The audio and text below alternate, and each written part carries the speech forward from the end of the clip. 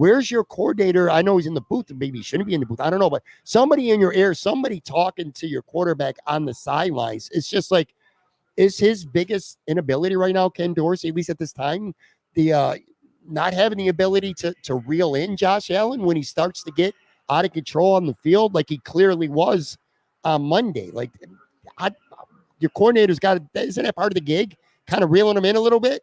I loved what you just mentioned about whether or not he should be upstairs or not. The more and more I think about it, I like the idea of him being on the sidelines. Yeah. Now, does that change anything? I'm not sure.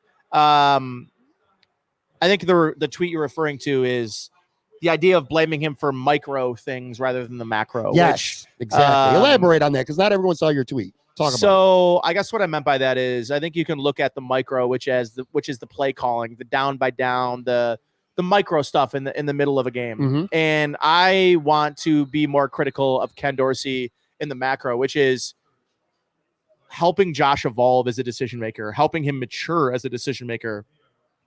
Things that I think Brian Dable was very good at. Yeah. There was a quote from Jordan Palmer this week about, Bill Belichick talking about Brian Dable as a coach, where he's one of those very unique, very, very few people in the NFL that could coach offense, defense, and special teams. And I think there was a level of Brian Dable was able to teach Josh and help Josh evolve as a football player, not just as a quarterback, not just as somebody that plays offense. Right. And I think that Josh misses that. I don't know that it's something that is like you can point to a certain play or a scheme or structure, but rather the evolution of Josh as a football player, understanding what defenses are doing and why they're doing it.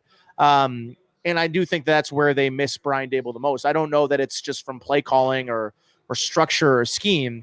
But I think where Ken Dorsey is lacking right now is not the play calling or designing of pass plays or pass concepts. I thought that they designed a really good, smart game plan that worked.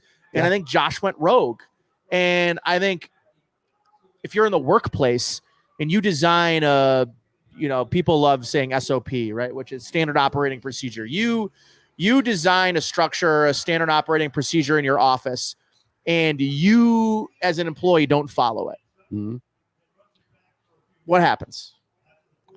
Falls apart, man. It falls apart, but there are consequences. Yeah, absolutely. You, as an employee, if they say, I need you to follow this process, I need you, when you're selling something, I need you to ask permission to price this thing up, and you go out and you sell it without asking permission to price it, and then you sell it at the wrong price, what happens? Yeah, there's consequences. There's consequences. Yeah. Whether you're the best sales guy or the worst sales guy. Mm-hmm. And I think you're oftentimes willing to overlook your top sales guy making rogue decisions.